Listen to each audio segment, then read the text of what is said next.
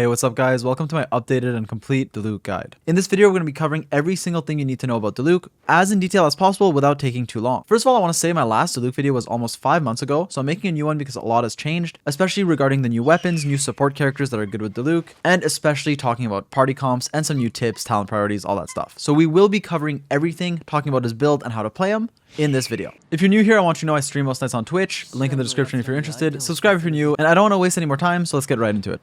First of all, and very quickly, I want to talk about Diluc's talents and passives, some nuance to it, and later in the video, I'll show you guys like tips and animation canceling and some more detailed things regarding his talents, but for now, let's just cover them and sort of talk about playstyle and all of that. First of all, his Searing Onslaught, his elemental skill, can be used 3 times. It's basically 3 pyro slices that do a lot of damage. It is a very strong ability, low cooldown, and you can weave normal attacks in between them. But effectively, it's really good, and you can make them all Vaporize or all Melt, depending on how you're playing Diluc. Especially if you're running Diluc with Xingqiu, you can make sure every single E vaporizes by doing a few auto attacks in between. His Elemental Burst, Dawn, is really strong. It has a very high scaling, damage over time, and just does a bunch of damage in many different hits. On top of that, it infuses your sword with pyro, and it's actually a bit longer due to his other passive, Blessing of the Phoenix, and it also gives you a 20% pyro damage bonus when your sword is infused with pyro, which is really nice, and on top of that, it lasts 4 seconds longer, so it's just a very good talent that you unlock after ascending him past level 60.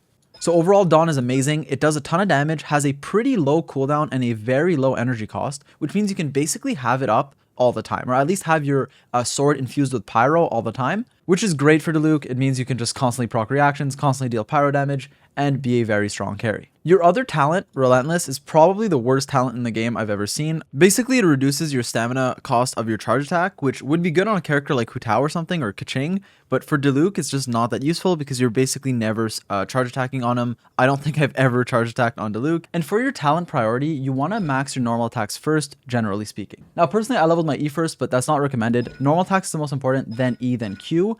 Although it can depend if you're running a Melt Diluc or like quick swapping or doing some weird things where you just care about your melt damage and you're not like spamming autos in between, you can level these two. But overall, normal attacks for higher DPS is what you should upgrade first, especially if you're running a Vaporize Diluc who's normal attacking a few times in between every single E. And I want to sort of say this here, Diluc is a character who shines exceptionally for single target damage. He does have AoE, his E can hit like the 2 Ruin Guards in 12-3, for example. His burst does a lot of AoE, and if you clump up enemies, like let's say there's 2 big enemies like in the current Abyss 12, it is possible to hit like both of those big enemies if you do position well and know what you're doing, but generally speaking, Diluc is very strong for single target damage. Now for Diluc's artifact sets, this part is really simple. Crimson Witch of Flames is basically always what you want if you can get it. Normally, I recommend prioritizing substats over set, but for Crimson Witch of Flames, it's so good that you usually just want it no matter what if you can get it.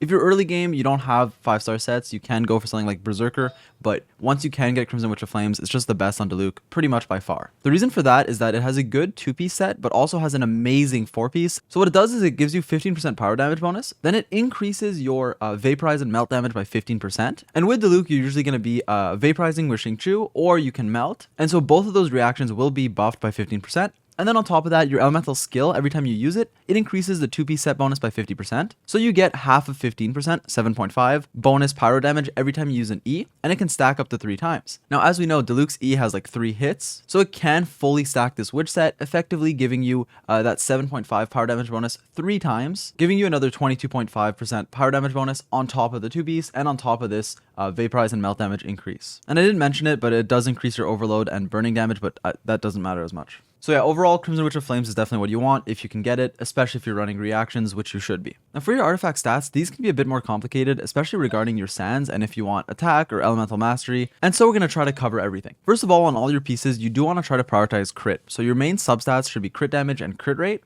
and attack percent and elemental mastery are very good too. The reason Elemental Mastery is good on Diluc is because if you're Vaporizing, once again, with Xingqiu, or if you are melting, getting bonus damage from Elemental Mastery is really nice. For your Goblet, you definitely want Pyro Damage bonus. There's no question here. Even if your substats aren't great, Pyro Damage bonus is still the way to go. And for Circlet, you want either crit rate or crit damage, trying to get a 1-to-2 ratio, or as close to it as you can. Now, for your sands, there is some nuance here. Usually, for most people, attack percent sands is the best, but if you are running Diluc with Xingqiu, you are vaporizing on every single hit, so Elemental Mastery can be good and better with certain weapons. Now, again, this depends on your weapon, but if your weapon gives you a ton of attack, like a Wolf's Gravestone, you can actually get more DPS by running either a lot of Elemental Mastery substats or and Elemental Mastery Sands. And I don't want to overcomplicate this, but I would basically say run whichever Sands has the best substats between attack and Elemental Mastery. Keep in mind, as I said, this is only if you're Vaporizing with Xingqiu. If not, attack percent is the way to go. But it is very close and depends on a lot of factors. For example, your supports like Bennett give you attack percent, especially with Noblesse, and your supports like Sucrose can give you Elemental Mastery. So it does depend on you. But yeah, that's how I would summarize it. Attack percent overall, EM is competitive and can be better depending on your substats and your weapon. Now we have to talk about Diluc's weapons, and a lot has changed since the last video. In fact, my math guys at S97 had been theory crafting on Rain Slasher Diluc, Lithic Blade came out, and Serpent Spine, which I always believed was really good, is actually one of the best weapons for Diluc. So I do want to talk about a sort of weapon ranking and what you should be using depending on what you have. First of all, I want to say that Diluc is not dependent on a strong weapon. You can have a prototype archaic Diluc and he'll still be a great character. You don't need like a Wolf's Gravestone, you don't need a Serpent Spine, and I want to emphasize that before I get into the specifics. Now, first of all, for your free-to-play weapons, as always, I don't recommend 3-star weapons because of the very low base stack, but the best 3-star is Debate Club. However, I recommend getting prototype Aminus or Archaic, they changed the name, because it is the best free-to-play Claymore for Diluc. So it is a nice, worthwhile investment. That being said, there are a lot of Claymores that can be better. First of all, Rain Slasher, especially with the refinement, but Rain Slasher can be a slight upgrade if you are running Diluc with Xingqiu. Now, if you're not, I wouldn't recommend this, but if you're running Xingqiu Diluc, enemies are constantly going to be Hydro-afflicted, and the Elemental Mastery is good because you're constantly Vaporizing. So if you are running Diluc Xingqiu, Rain Slasher can be better than Prototype Aminus. Lithic Blade is also a decent option, especially depending on how many stacks you have and if it's refined, because refinement on this thing is pretty huge. However, Diluc is from Mondstadt, and a lot of his good supports, other than Xingqiu, are from Mondstadt, so it can be harder to get like more than 2 stacks, but this is still a good weapon and something I want to mention. Blacklift Slasher is a similar option, gives you crit damage, it's better than the free-to-play options, the Minus, and it is just a pretty good weapon overall. Now for Diluc's sort of best weapons, it's basically a bunch of 5-stars and 1 4-star that we're going to talk about. First of all, I want to say the worst of the 5-stars is Skyward Pride. It's not bad, it has a high base attack, but it's not as good as people make it out to be. Yes, the vacuum blades can be good, sure the effect is good, and with high refinement it can get very good, but generally speaking, like especially at low refinement because it's a 5-star, it isn't as good as other options because of the energy recharge substat, which is pretty much wasted on Diluc. The first one I want to talk about is the Serpent Spine, the Battle Pass weapon, which is effectively a $10 weapon. It is insane. Now, don't feel forced to buy the Battle Pass, but if you do get it, Serpent Spine is an excellent pickup, much better than the free-to-play options or than any other sword we've talked about up till now, because you can stack it up pretty fast, you can use a shield, and it is pretty easy to keep the stacks. I know people had a fear of this, especially in like Old Abyss, where there's a lot of like cryo auras and stuff, having a fear of losing these stacks, but it is pretty easy to keep quite a lot of stacks up. Each stack will give you 6% more damage, and it goes up with the refinement. On top of that, it gives you crit rate as a substat, making it easier to get a good ratio and to deal more damage. The base stack is kind of low, but you can run Diluc with Bennett to make up for it. So Serpent Spine is an amazing option, best 4-star for Diluc, and it is more damage than the Skyward Pride, especially if you refine it. It's just a really good weapon. Apart from that though, there's Wolf's Gravestone and Unforged, which are just strong stat sticks. Unforged is great if you're shielded. Wolf's Gravestone is insane in general. 608 base attack, almost 50% attack from just your substat, and then gives you another 20% here, and then a 40% buff to all party members when you proc it against a low health opponent. So if you're against a lot of enemies or if you get one low HP, it'll buff all your party members' attacks. And why this is so good is because it actually buffs your off-field support. So if you have Xingqiu's like Rain Swords, it'll buff him, it'll buff Official, it'll buff whatever else you're running. Because of how the passive works, it's just really, really strong. And while a Serpent Spine, especially with the refinement, can give your Diluc maybe more damage than a Wolf's Gravestone sometimes, especially with Bennett, I've seen calcs showing Serpent Spine being able to out DPS Wolves. When this passive kicks in, it's basically GG because it buffs not only your Diluc to an insane degree, but also all your other supports that can deal damage. To recap, I would say Aminus is the best free-to-play. There's a lot of good 4-star options as well, but Serpent Spine is the best, and 5-stars if you have them are good, Wolf's Gravestone being the best. Now, you guys know me, for every new character, I'll make a review on C0, right? I've done this for basically every new character. It's just what I like to do. But for some reason, on every banner I pull on, every new character banner, just to get a C0, I end up getting another Diluc. So I do have 2 Diluc Constellations, which I honestly regret activating, and I'm not going to activate anymore. But it doesn't matter because this is a guide, so it won't change the information. But yeah, so I do want to quickly talk about Diluc's Constellations. First of all, they're really good. All of them are good and give you more damage. I could basically just leave it at that. But I'll try to go in a bit more detail. C1 gives you more damage against high HP opponents. C2 increases your attack and attack speed. C3 and 5 are sort of level ups to your talents. C4 can buff your Searing Onslaught damage, which is your elemental skill. And C6 is pretty insane. Your Searing Onslaught doesn't interrupt your normal attack combo anymore. And on top of that, Your 2 next normal attacks have their damage and attack speed increased by 30%, which is obviously great. But you know, even at C0, he's a great unit, and usually when I talk about Diluc, I talk about C0 Diluc because that's what most people have, and it is very good. Before we get into party comps and talking about, you know, Diluc's best supports, comparing Xingqiu to Cryo characters and all that, I want to give you guys some quick tips about animation cancelling and general information you should know. First of all, I covered this in my last video, but you can animation cancel his last auto attack. As you can see, there's a lot of delay. But what you can do is you can dash or you can jump right after. There's a lot of things you can do. You can even like use a skill and do a lot of things to animation cancel it. Something else you guys need to know is regarding his elemental skill, his E. And this thing has a 10-second cooldown. As you guys can see, if I go right here, the cooldown of his Searing Onslaught is 10 seconds. However, this starts once you use your first E, which means you can actually do a bunch of normal attacks in between, then use another E, normal attacks, even swap characters if you want, come back, and then use that E. And then you can see the cooldown is already back up and I can use it again. So basically you can do things in between your E. Let's say you need to swap characters, use a burst ability or whatever. I got hit there so it messed up, but you can press an E, swap characters if you want, use an ability, swap back, use an E, do like 2, 3, maybe even 4 auto attacks in between, and then you can still get your E's off. And so I basically always recommend doing an auto attack between your E's. You can do a few, you can do more than one, you can do a full 4 attack combo. But I generally recommend at least doing 1 normal attack between your E's, especially if you're running Xingqiu, because it'll shoot like the rain swords at the enemies, which is pretty good. Another technique I want to mention that you guys probably have heard of is the plunge spam Diluc. Some people call it Dragonstrike. It's a popular tech to maximize your damage. It can be optimal and the most damage you can get from your Diluc because of how good plunge spamming is. Now, I don't want to give a full guide to this for 2 reasons. One, it's kind of complex and will take a lot of time, and also I suspect it's going to get patched. Now that being said, it's definitely worth mentioning because it can be optimal DPS. So what I'm going to do is I'm going to show you guys what it is, how it works, and I'll link in the description some useful resources if you want to do it yourself. And this isn't a technique I personally use much, so I might mess up the showcase a bit, but it's basically just spamming plunge, and that's kind of how you can deal optimal damage, especially in your burst, because your plunges will be pyro, and they will deal a lot of damage.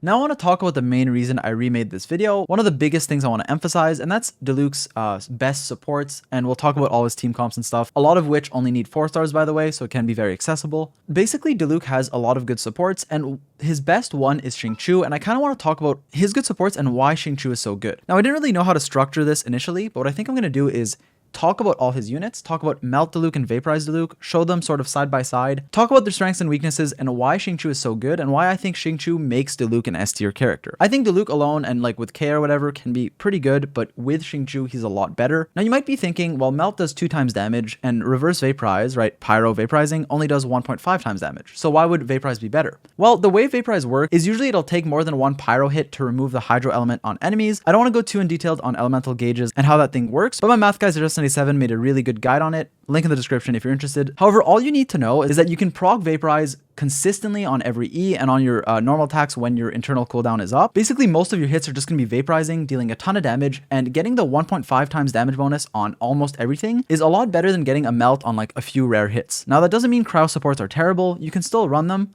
and play what you like. I can't stress that enough. But Xingqiu is always Diluc's best support and what I would recommend if you want to use them. Now that doesn't mean you can't run a Melt Diluc. Xingqiu is really good and high consistent DPS, but melting does let you do more burst damage. You can melt all of your E's. It's just that when you use Diluc's burst, he applies pyro so fast that Cryo supports usually can't keep up. But there are many ways to play Diluc, so play whichever you prefer. Now what I want to do is sort of showcase these 3 supports, reaction supports that you can often use with Diluc, talk about how they work and how to use them with your Diluc. Keep in mind for this part, I'm using no artifacts except a flower and a level 1 weapon just to showcase the reactions without really killing the Rune Guard. First of all, if you're running Chongyun with Diluc, it's something that can seem a lot better on paper than it actually is, but basically you can do a few auto attacks and then E's in between to make sure every single E you do melts. That's really good. But the problem lies when you use your burst. Basically, you can melt Diluc's burst inside the field very easily, but after that, since all your attacks are pyro, you actually can't melt anymore. So all your further hits won't be doing any reactions if you're just relying on Chongyun. Now, for other Cryo characters than Chongyun with Diluc, you can effectively run a melt Diluc build, but like just Kea alone won't apply Cryo fast enough. You can do something like Kea and Rosaria. You can do some things like that. I'm going to show you how it works. Now, without Diluc burst, kind of like Chongyun, you can let Diluc melt on every E, right, as you see here. But inside of Diluc's burst, Diluc will apply Pyro too fast for Kea alone to keep up. And so I don't want to scare you guys from playing like Kea or Chongyun. They can work. It's just once you use Diluc's burst, he applies pyro too fast and he'll stop melting. That doesn't make him a bad character. It doesn't make the other characters unviable. I just want you guys to know and be informed that your cryo characters will be like usually the ones melting once Diluc's in his burst. But before then, Diluc can melt. Now here, if we use 2 cryo characters burst to try to maximize the uptime, as you can see, my burst will melt. And then after that, some of my Diluc hits will melt, but a lot of my support hits will also melt, unless I wait, like I did here, between my hits. So you can run something like Kea Rosaria together, but again, in Diluc's ult, it'll be hard to proc constant melt reactions, unless you're like waiting or doing stuff in between your E's. So now I want to show you why Xingqiu and Diluc are so good together, and keep in mind my Diluc has like no artifacts except a flower, so he won't be doing, and a level 1 weapon, so he won't be doing a lot of damage. This is just a showcase. Basically, with Xingqiu's burst up, you can vaporize every single, not only every E, but even when your Diluc is in his burst, you can vaporize almost everything. So basically, if I Diluc, auto attack, and then burst, this is going to vaporize. And then when I just auto attack, that vaporize, then I auto attack a few times, press E, it vaporizes, attack, attack, press E, it'll vaporize. And then some of my attacks, just while attacking normally, will vaporize. As you can see here, there's a vaporize. And then I can repeat with my E's again and get them to vaporize. And when you compare that to the melt stuff I showed you earlier, while the melt burst might do more damage, or anytime you melt on Diluc, it might do more damage, you can't melt consistently because of how fast Diluc applies pyro. So if you are auto-attacking non-stop with Diluc, it'll be like your Kea or your Rosaria doing the melting and not your Diluc. And if you're waiting for the enemy to be afflicted by cryo before you press E or whatever, you're effectively losing out on DPS because you're waiting, you're not attacking. So I don't think Melt Diluc is unviable. You can play it, you can clear Abyss with it. I've done it many times. I just wanted to show you guys why Xingqiu is optimal with Diluc. And I'm sorry if this took too long, but I want this to be a sort of end-all Diluc guide where I go in detail and show you why specific characters are good and why others can be good but not as strong. Now that everything's cleared up, I can talk about Diluc's team comps. I'm going to be covering many different comps. So first of all, this is one of the best teams I recommend, and it's all 4-star characters with Diluc. Xingqiu being the reaction support. Again, I don't have to go over him, but he's just really good with his rain swords with Diluc. Sucrose is a great enabler, does so many things right in a Diluc comp. First of all, she has Viridescent Venerer, one of the best sets in the game, decreasing opponents' elemental resistances. On top of that, she has her talents, which give elemental mastery to the whole team, which is great for Diluc, right? Because he's going to be vaporizing. So this does buff the damage. And lastly, I give her Thrilling Tales of Dragon Slayers to buff Diluc's attack by 48%, which is very strong. And keep in mind, Sucrose is replaceable in this comp. She's really good, but you can run someone like Venti if you want to be better at clumping enemies, and Venti does a lot of damage. And you can also run someone like Zhongli for a resistance shred and a shield, and his burst can be good. The last character is a healer. You don't need to run Bennett. I just think Bennett's an insanely strong unit. But you can run another healer. You can run Diona for a shield, and she can actually let you melt on your burst, so it can be a good example of a cryo support doing well. She doesn't apply cryo fast, but you can just get like the burst melting, which is a bit more damage. And you can also run, basically any support. Barbara can give you Thrilling Tales. Jean can be good because she's a 2-in-1. She's a healer and can proc Viridescent Venerer, which is really good. So this team comp is pretty flexible, but this is a really good comp I recommend to a lot of people when they ask me, because it's all 4 stars. They're all really strong, and it lets your Diluc shine. So TLDR, if you're running Diluc, Xingqiu, and a Vaporize team, this is your core, these two. Then you're running a healer. I chose Bennett, but you can run a healer. And then your last character is sort of a flex. Usually I recommend someone like Sucrose, but you can even run Venti, you can run Zhongli, you can run Albedo. There are many options you can run. I also want to mention Mona as a pretty good option in this comp. You can replace Sucrose with her. Here, now I wouldn't replace Xingqiu with Mona because Mona doesn't apply Hydro nearly as fast, but she can be good on this team as well instead of like Sucrose. Regarding Fischl, Fischl's a very strong unit, but the problem with running her with Diluc is it'll often make you overload, and overload is just not the best reaction. So while Fischl is really strong, I don't like her with Diluc because it can mess up your reactions quite a lot. Now, if you're running a Melt Diluc, you can run Diluc Chong, but I kind of explained why I don't like it that much. So if you do want to melt, you can try to maximize your cryo application with Kea Rosaria, but again, oftentimes it might be those supports being the ones melting. This is still something you can run, you just fit in a healer and it can work. Or what I like to run for the maximum burst damage, and you might see me use this comp quite a lot, again, for bursting, is this one right here, which maximizes my Diluc's burst damage, it maximizes my melt damage, but it is less DPS overall than a Diluc Xingqiu comp. I also wanted to mention this Diluc melt team, kind of quick swappy, but it is all 5-star characters, so it can be hard to build. I just did want to mention it because all these characters have nice synergy together with all their bursts doing a lot of AoE damage. All right, now we're going to do a DPS showcase, and I don't want this video to be too long, so what I'm going to be doing is mainly Abyss 12, which is the hardest content in the game. Clearing that, doing some bosses, some one-shotting, all that stuff in this DPS showcase. Hope the guide was helpful, and I hope you enjoyed the showcase. Let's go.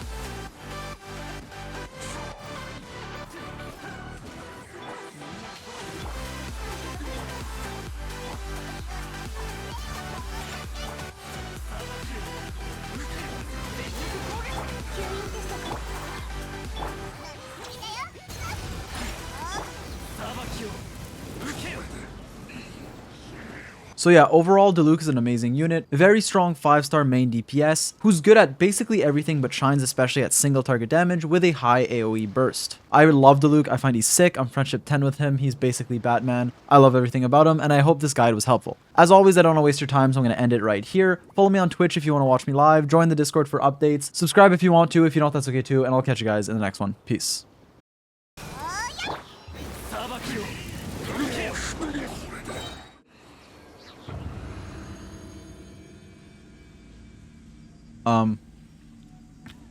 Oh, I broke the game. Not again.